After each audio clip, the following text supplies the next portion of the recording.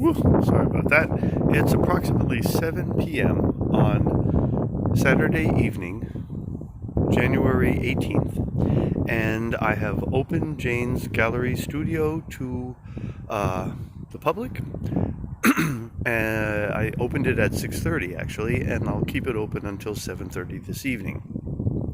I've actually done 2 walkthroughs that I thought I was recording as I walked through the gallery and talked about what's there, but I wasn't recording, so I believe I'm recording now. So of course the most important thing is, are there refreshments? And why, yes indeed there are. There are soft drinks, there's wine, there are chips and dip, etc. So yes, there are refreshments. But let's talk a little bit about the art. So this particular exhibit features a lot of some of the prints that and works on paper that Jane did that have not been shown in previous shows. And so here we have I believe that's an etching, and I believe it was done when Jane was at the South Florida Art Center. It's an artist proof because she was still working on it, I believe. But this is some of the work that she was doing then. She did a lot of figure drawing, and I don't have a lot of her figure drawing work, actually. I believe she sold a lot, which is why I don't have a lot of the work. But here's one such example, right, of her figure drawing work. This is just charcoal on artist on paper. In the top, we have another print, and at first I thought it was maybe just a what do you call artist proof, but I came to find this was at a show Jane did many years ago with another artist in the South Florida Art Center. The show was called Cats and Dogs. He did kind of a stylized cartoon cat, but if you look at the bottom image, I believe the bottom image was the worked out print that she was starting on here. And so this might have been an early version of something she was working on for that particular print. She since sold the print, as far as I know, and so I don't have that print. But the bottom is basically just a monoprint of Madonna and Maxine. Madonna is the white and black cat in the background, and Maxine is the calico in the foreground. We inherited Madonna from someone else. We did not name her Madonna, the original person did, and we believe they probably named her after the entertainer and not our Blessed Mother. And Maxine, I know that's Maxine because Maxine was a calico that we got as a kitten, and she had a little half mustache, a little, what do you call, Hitler black mustache around her nose, and so that's Maxine. The top has 3 images of a print that Jane was doing. I believe this was also an etching, and this was Teddy. And the reason I know it's Teddy, Teddy was one of our cats, is because Teddy had a white stripe down his black nose. And the bottom print, Jane did a series of work where she seemed to be kind of fascinated with that kind of cross or ship mast image, and they recur at this time when she was doing these pieces. And I really like this image quite a bit. Of course, there's little that Jane did that I didn't like, so that's perhaps not saying anything interesting. These are a number of prints, again, that Jane was doing when she was at the South Florida Art Center. They had a very nice print room, and she was able to do a lot. And so I think some of these are intaglios, some of these are etchings. She really was working on printmaking in the early days when we first arrived in Miami, and I would say for the subsequent 5 or 6 years after that. I mean, she was a painter, of course, and that was perhaps always her primary medium. Well, I can't say what her primary medium was, to be perfectly honest. These are monoprints, which are themselves very painterly, landscapes, etc. And again, these were probably in the days when she was still working in the South Florida Art Center. On the left-hand side is a monoprint, and on the right-hand side is a poster that was made of that monoprint. And what had happened was Jane entered a contest sponsored by Inglenook Wineries. This was in 1994. And they did sort of regional contests and had artists submit designs for creating a wine label. And Jane ended up winning the contest for the Southeast region, and the left-hand side is the image that she created, and then the right-hand side was the sort of poster and label that was manufactured after that.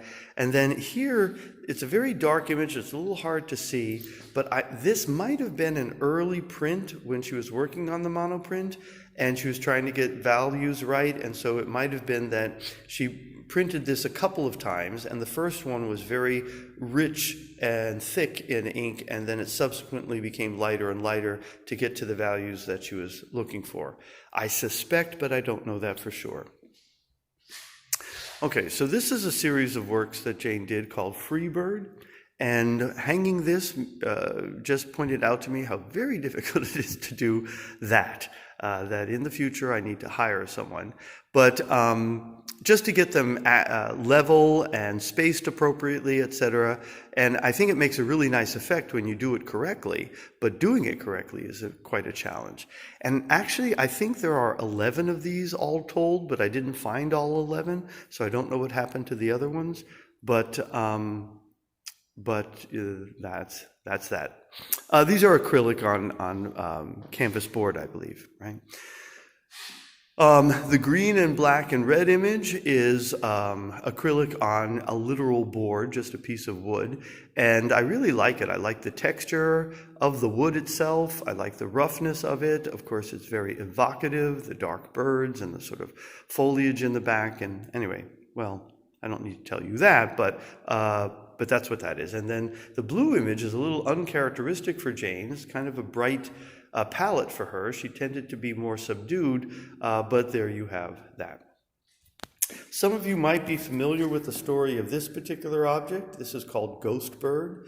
And one time when Jane was still working at Immaculata LaSalle, and she came in to work one day, and there was a dead bird right outside her door. The door to the art room was an exterior door, led to the outside. And so perhaps the bird flew into a window or something like that, but she ended up deciding she wanted to sculpt the bird, and so she did a ceramic sculpture, but it took a while, so at night she would give it to the handyman, Umberto, and Umberto would put the bird in the refrigerator overnight and then bring it to Jane in the morning so that she could continue working on the sculpture. So she created a ceramic sculpture and then decided later that she wanted to make a bronze of that. And so the ceramic sculpture she had glazed white because that was the idea, ghost bird. But then the bronze sculpture, she decided to have a patina applied to it, so it would also be a similar kind of whitish color. So that's what this is. So we have both. I'm displaying the bronze, but we have the ceramic as well. These are some of Jane's cat paintings, and actually there's not a lot of Jane's cat paintings in this particular exhibit because a number of them have been acquired, which is, I'm happy to hear that, but then also some are being featured in the show at Berlin Jesuit Academy's Art Center. Of course, I'm very grateful to the organizers of that show that they've decided to feature some of Jane's work there. This is a teepee painting. Jane had entered a contest to do, well, even before the contest, Jane had gotten very interested in environmental art, where artists would take natural fibers and wood and vines and things like that, and weave and create sculptures, exterior sculptures, which would only last for a period of time and ultimately be subsumed by the environment. And then she entered a contest which individuals were supposed to propose or give models, physical miniature models of architectural foibles. And the idea would be the winner of this contest, they would actually construct that architectural foible. Well, she did one, but hers was, unlike anybody else in the show, hers was this sort of organic structure, this sort of teepee structure. She had been creating them in our backyard and working with palm fronds and schefflera branches, etc. And so she created a model and submitted that. She did not win that contest, but this was something that she was very interested in for a period of time. This is Jane's rather large cross. Originally, these were just separate paintings which were hung in this configuration, but then relatively recently, Jane had this actually framed out so that this is now one single object where all the canvases are attached in this configuration. It makes it a little difficult to manipulate, but that's that. And this was a work that I discovered when I was going through rolls of paper that I thought were just sort of artist paper, scrap paper, butcher block paper. They were just rolled up rolls, and I was trying to find a way of dealing with those, either giving them away or disposing of them or whatnot. So on a lark, I just happened to open this rolled up roll that had a rubber band around it and discovered, oh, this is actually an artwork. And so it seems to be a self-portrait. There's issues in terms of, I don't think this is archival. I'm not sure how I could frame it or if I could frame it, but of course it's a self-portrait of Jane, and I'm quite fond of it. Right? This is another one of those teepee paintings I was telling you about. For a while, this was behind a iron gate door between the office and the main gallery, and we used to call it the painting in jail, but I like this as well. These are two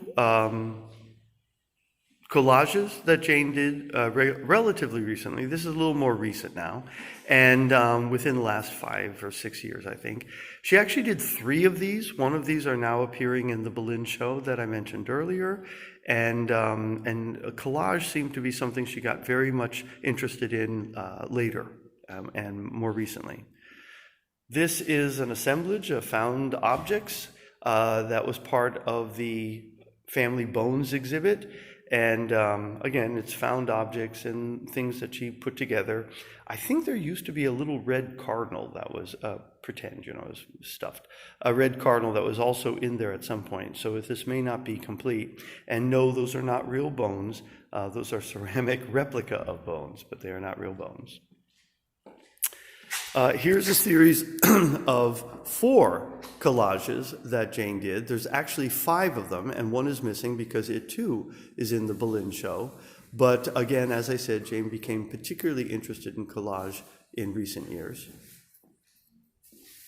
And here are 2 more collage and assemblages that Jane did. I suspect that she did these because she found the frames someplace. And in other words, I think she found the frames in a place like Goodwill or something like that and thought, oh, I could use those. And so that's where these came from. I actually like these quite a bit. And, what don't I like by Jane? But again, the palette is a little unusual for Jane. This is a rather large print that Jane did when she was taking a printmaking class at FIU. I used to hang this particular work right outside my office when I was in the dean's office for the College of Arts and Sciences at FIU, and it was sort of a private joke to me because, on the face of it, it just seemed to be an artwork, but my private joke was I was the commander of the no zone, because many times my job at FIU was a matter of meeting with students who came with various petitions for exceptions or they were looking to have exceptions to various rules in terms of rules of registration, etc., waived for them, and many times my responsibilities was to tell them no. so my office became the no zone, at least in my mind. And then we have a painting of, again, the bird images. This is black and white, and it's acrylic, but I believe it's also chalk and charcoal. And this is an image that Jane, again, Jane has that particularly recurring image of the bird, as you've seen. And I came across a couple of photos that Jane took, I think when she was she was sort of on vacation. She and a friend of hers, her friend had the opportunity to go to one of these, was a travel agent and had an opportunity to travel to one of these resorts where everything's included, and she was able to bring someone, so she and Jane went together. And there's this nature trail that they went on, and Jane took black and white photos, and I think some of these black and white photos were the inspiration for this particular painting. Speaking of which, though, something I neglected, these discs, platter discs that Jane painted, notice that same bird shape recurs, although the palette is quite different. So now we're looking at the actual work. This particular exhibition is called Mind Boggled, and the top work there is an etching that Jane did, and that's the title of the etching, Mind Boggled. And I find interesting on the lower right-hand side, there seems to be a drawing that Jane did on just, an artist notebook.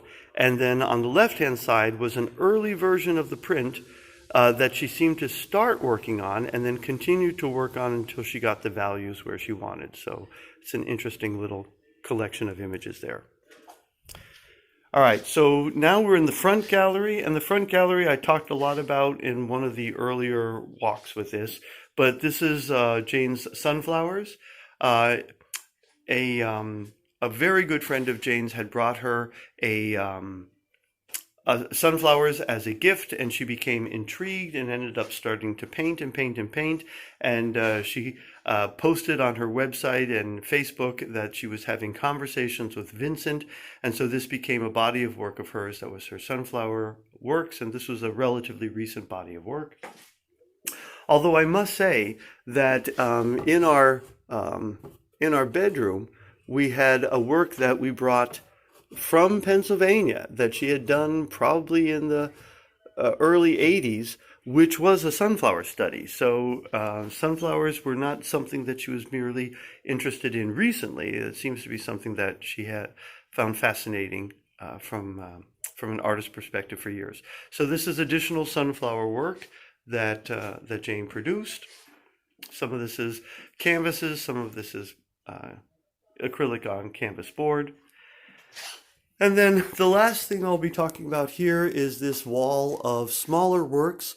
On the top you have 3 watercolors, which I have to tell you, even I would not have recognized this as Jane's work had I not known that Jane produced them, because they're very tight, very well-mannered, and that's not the way she operated. But she was taking a watercolor class at Fairchild Tropical Gardens. This is what was required, and this is what she was able to produce. So good for you, honey pie.